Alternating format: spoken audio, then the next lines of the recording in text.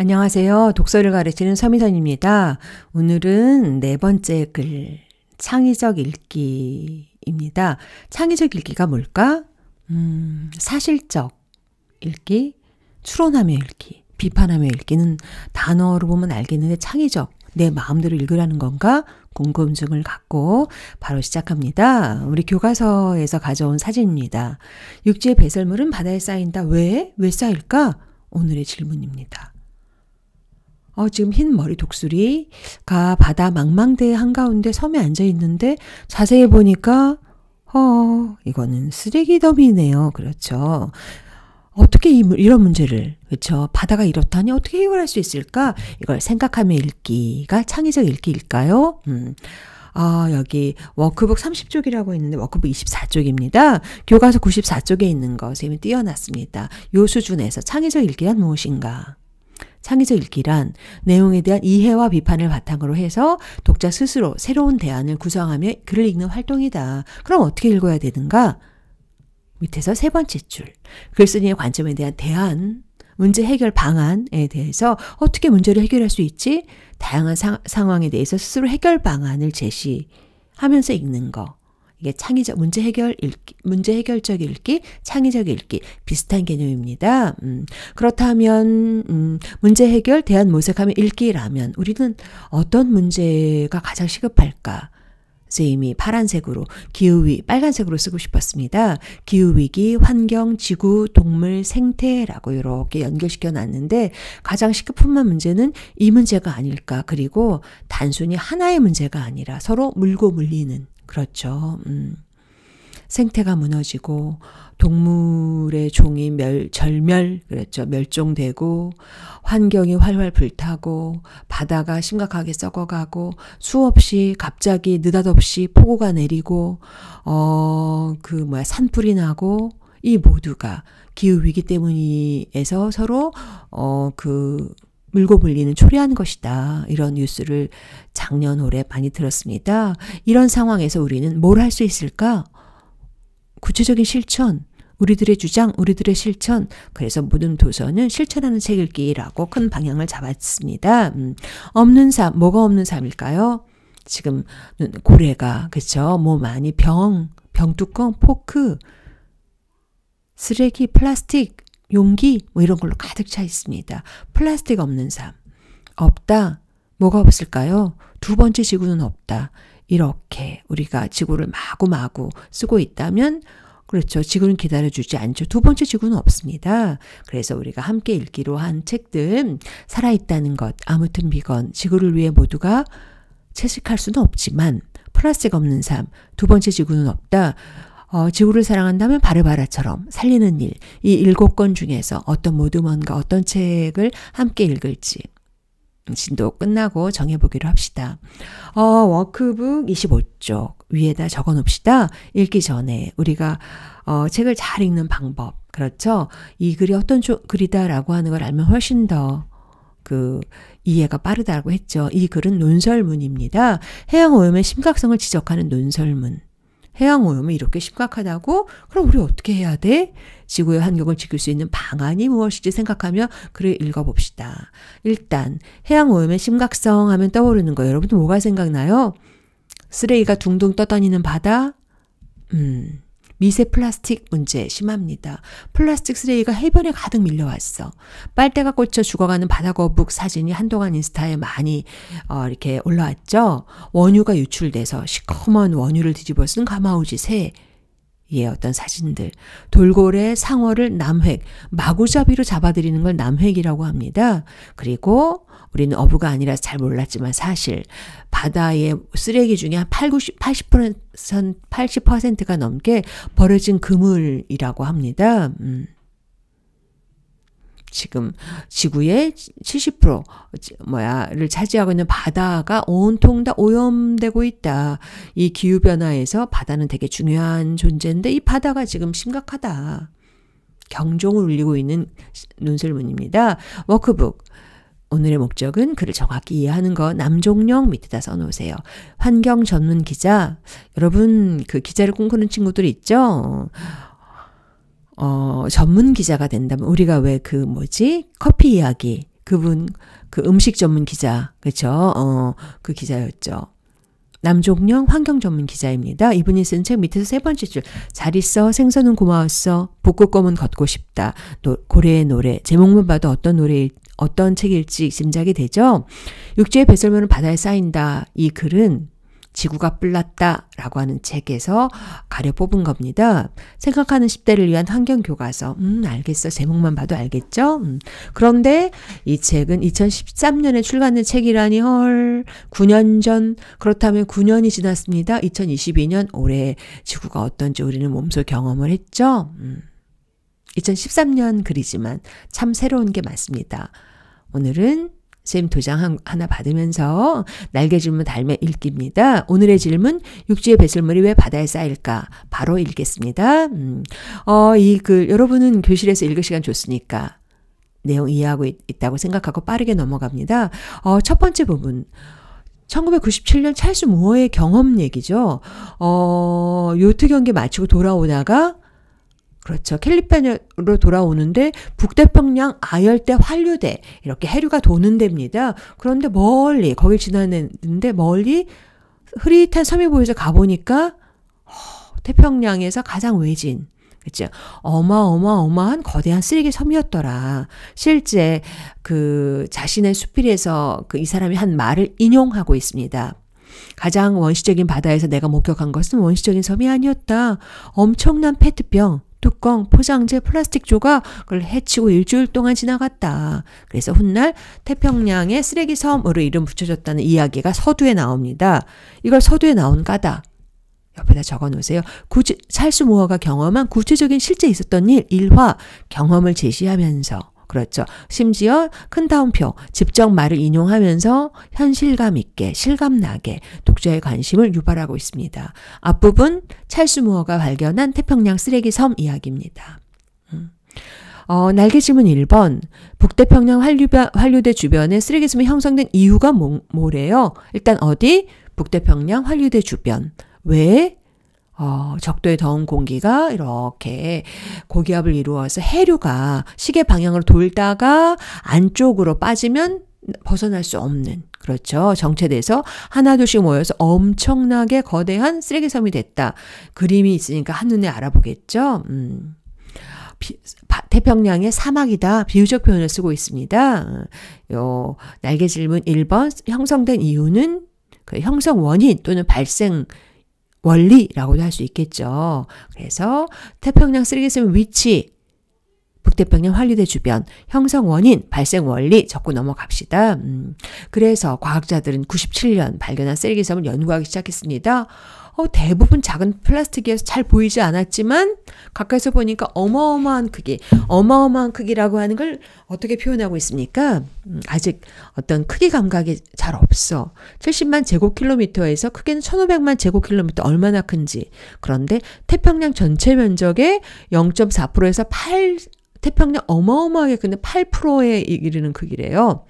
다 인간이 버린 거. 그리고 끝부분에 노란색으로 줄쳤죠. 우리가 버린 쓰레기. 일단 그렇죠. 구체적 수치를 제시하면서 사태가 심각하다. 그리고 쌤이 한참 써놨지만 우리의 문제라는 의식 환기 정도만 써봅시다. 이 세 개의 문제에 남의 문제가 아니라 우리 문제다. 이야기로 휙 우리한테 다가오는 겁니다. 우리의 문제, 한글이 적혀있는 오뚜기 마요네즈 뚜껑 뭐 이런 거 되게 많이 발견됐다고 하는 거 뉴스에도 나왔습니다. 쌤이랑 좀 이따 볼 건데 빨리 읽고. 쓰레기샘의 추정 규모 어마어마하다. 그렇죠. 그 다음에 아무튼 쓰레기섬이 발견됐다. 쓰레기 문제 심각하다. 그리고 나서 본문의 두 번째 내용입니다. 원래 육지의 쓰레기는 육지로, 바다의 쓰레기는 바다로 버리는 게 원칙이었답니다. 우리나라에서도. 그래서 수산물 가공 공장에서 나오는 건 바다의 쓰레기니까 바다에 버릴 수 있습니다. 그런데 원칙이 지켜지지 않는 경우 뭐예요? 육지의 쓰레기가 바다에 버리는 거. 가축 분뇨와 똥 오줌이야 분뇨는 일반 가정에서 나오는 음식물 쓰레기를 슬쩍 2012년까지는 불법이 아니었답니다. 깜짝 놀랐어. 합법적으로 나라에서 바다에 버렸답니다. 원래 육지의 쓰레기니까 어디에다 버려야 돼요? 육상에다 버려야 되겠죠. 우리가 음식물 쓰레기 버리는 통에 닿으면은 그걸 수거해서 그러니까 거기에다가 제대로 잘 분류해서 버려야 되지. 비료나 탭이 만들 수 없는 거 버리면 안 돼. 비닐봉지에 던져 넣으면 안 돼요. 선생님 항상 음식물 쓰레기 버리러 갔다가 비닐봉지에 던져 놓은 거 보면 엄청난 분노가 일어나는데, 아무튼 그렇게 해서 퇴비로 자원화되지 않고 남은 것들을 어떻게 할 수 없으니까 쓱 육상에 매립할 수 금지되니까 쓱 바다에 가서 버려졌다는 겁니다. 정리하고 넘어가죠. 우리나라 쓰레기 처리 방식, 육지건 육지로, 바다는 바다. 그런데 가축 분뇨와 음식물 쓰레기 일부가 바다에 투기됐다. 아, 제목. 육지의 배설물은 바다에 쌓인다. 왜 육지의 배설물이 바다에 쌓이는지 이 대목이죠. 이렇게 가축 분뇨와 음식물 쓰레기가 그렇죠. 바다에 버려졌다는 것이 슬쩍. 그림이 있으니까 훨씬 한눈에 보인다. 그러면 바다 아무데나 버리는 걸까? 이 글 읽고 깜짝 놀랐잖아. 우리나라에서 바다의 쓰레기장을 아예 정해놨다는 거죠. 93년부터 동서해 연안에서 그림 보고 우리 이해합시다. 서해병, 그렇죠. 우리 서해안 지역에 군산, 목표 이런 쓰레기 걷다 갔다 버린다. 인천 쓰레기, 서해병.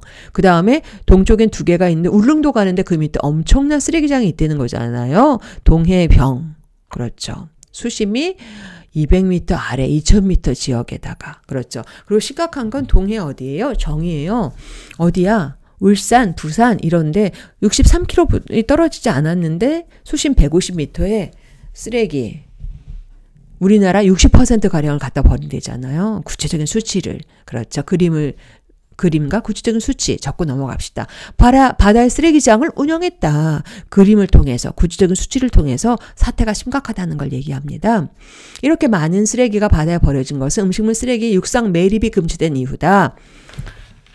이제 법에 의해서 음식물 쓰레기 육상 매립 금지됐으니까 버릴 데가 없으니까 깨끗하게 자원화 시설하고 잘 분리수거해서 해야 되는데 돈이 너무 많이 들어. 기술 부족, 바다에 버려지고. 그다음에 정화시설 많이 짓지 못해서 경제적인 이유겠지. 그래서 기술 개발 투자하는 대신 어떻게 해요? 안 보는데 쓱 갖다 버렸다. 공범이다. 우리는 모두. 쓰레기의 해양 배출 이유 적고 갈까요? 그렇죠. 2012년까지 합법적으로 바다에 투기했다. 그리고 어떤 음식물 자원화 시설의 부족, 기술 개발과 투자 대신 바다에 투기했다. 투기는 버리는 겁니다. 손쉬운 방법. 밑에서 2번째 줄. 손쉬운 방법이라고 하는 건 뭐야? 되게 근시안적으로. 그렇죠. 길게 내다보지 못하고 그냥 임시방편으로 이런 일을 한 거지. 말이 돼. 그런데 법이 바뀌었습니다.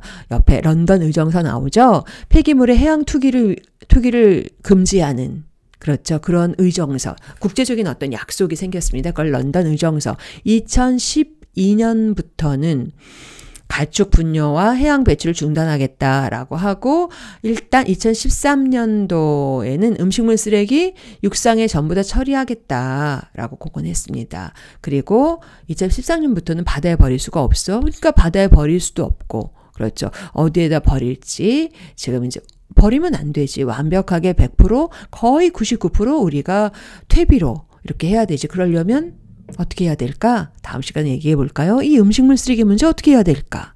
그렇죠. 국제사회의 한 약속을 지켜야 되겠죠. 바다가 오염되고 있습니다. 특히나 바다 쓰레기장은 당연히 중금속 등의 유해물질 농도가 높은 것으로 확인되고 있다니까. 특히나 동해병 구역은 제일 높대잖아요. 그런데 비상이 걸렸다. 쓰레기 문제를 해결하기 위해서 대책이 필요하다는 얘기죠. 런던 의정 적고 넘어갑시다. 런던 의정서에 따른 쓰레기 해양 투기 전면 중단해야 되고 지켜야 된다. 준수의 필요성. 바다가 오염되면 어떻게 될까? 묻고 답하고 결국 바다 생태계의 건강이 악화되고 생선과 해초를 먹는 우리의 건강도 위협받게 된다. 이게 무슨 어려워? 우리 초등학교에서부터 계속 얘기했는데 그렇죠. 중금속 농축되니까 깨끗한 바다 만들어야죠. 그래서 정부에서 어떻게 했다고? 고작 했다는 게 뭐예요? 돌아가면서 쉬는 거 해양 배출을 금지해. 돌아가면서 쉬다니. 그렇죠. 그래서 아직도 줄어들긴 했지만 여전히 납이나 카드뮴 등의 중금속 농도는 기준치를 초과하고 있다는 것이 문제가 여전히 남아 있어요. 뭐라고 정리하고 넘어갈까요? 바다 쓰레기장의 휴식연제 설정과 그 한계 여전히 문제로 대두된다. 한계를 갖는다. 이 얘기죠. 지구에는 자정 능력 스스로 알아서 그렇죠. 하지만 그러니까 거대한 쓰레기 섬도 수천 년이 지나면. 그런데 분해되는 속도보다 쌓이는 속도가 더 많으면 도로암을 타버리겠지. 그렇죠. 그리고 어느 순간 이상이 되면 작년이다 올해다 라고 얘기들을 하죠. 자정 능력이 작동하지 못하는 순간 바로 지금이다. 그래서 산불이 나고 폭우가 쏟아지고 태풍이 올라오고 등등등 얘기를 합니다. 그럼 어떻게 해야 할 것인가? 그렇죠. 우리는 물건을 아끼고 쓰레기를 줄여야 하고 국가에서는 기술 개발, 투자, 왜? 지구는 결코 우리를 기다려주지 않으니까. 첫 번째 지구가 망하면 두 번째 지구는 없으니까. 그렇죠. 지구의 자정 능력에도 불구하고 환경 보존을 위해 노력해야 하는 까닭은 지구의 자정 능력이 작동하지 못하는 순간 지구는 기다려주지 않으니까. 쌤이 옆에다가 일부러 빨간 색깔로. 그렇죠. 2021년 작년입니다. IPCC 6차 보고서 2040년까지 1.5도 상승하면 지구는 죽는다. 코드 레드. 나중에 오늘 뉴스 클립 잠깐 볼 건데 그런 보도가 이어지고 있습니다. 그로부터 1년 후 지금 2022년 기후재앙의 현실을 우린 보고 있죠. 맨 마지막 해양오염에 대한 경각심 조심해라. 준비해야 된다. 경각심을 촉구하고 경고하고 각오를 다지는 거죠. 경각심이라고 하는 건 개인 및 국가적 차원의 해결 방안을 제시하고 있습니다. 이걸로 될까? 조금 더 우리가 구체적이고 자세한 해결 방안을 찾아보기로 합시다. 오늘 읽은 거 한 장으로 정리했습니다. 이렇게 정리하면 될까? 해양오염의 심각성. 너무 심각해서 빨간색으로 썼어. 제목, 육지의 배설물이 바다에 쌓인다. 왜? 그렇죠. 첫 번째, 태평양 쓰레기섬 먼저 서두에 사례를 통해서 흥미와 관심을 불러일으키죠. 그리고 이거는 남의 문제가 아니라 전 지구적 문제, 더구나 우리나라의 문제, 우리나라 쓰레기도 있다. 그동안 우리나라의 원칙, 육지 쓰레기는 육지에, 바다 쓰레기는 바다. 그렇죠. 그런데 음식물 쓰레기의 육상 매립이 금지되자 가축의 분뇨, 음식물 쓰레기를 쓱 바다에 버리기 시작했다. 그렇죠. 그런데 2013년 런던 의정서에서 이제는 안 된다. 투기를 금지했습니다. 약속을 지켜야 돼요. 어떻게 할 것인가? 정부에서는 개인 차원에서는 생각해보자. 준비해야 된다. 경각심을 촉구하고 있는 내용입니다. 우리 교실에서는 차이나는 클래스에서 3분짜리 쓰레기 섬에 대한 클립 봤고요. 뉴스 인류에 대한 코드레드가 맞죠? 레드코드 아니고 그 IPCC 6차 보고서 우리 지구는 지금 큰일 났다라고 하는 뉴스 봤습니다. 다음 시간에는 그렇죠. 우리가 이번 시간에 내용 읽고 정리하는 거에 그쳤다면 학습 활동 풀어보면서 그럼 어떻게 해결 방안을 찾을 수 있을까 함께 생각하고 공유하는 시간으로 하겠습니다. 여러분 오늘도 수고 많았습니다.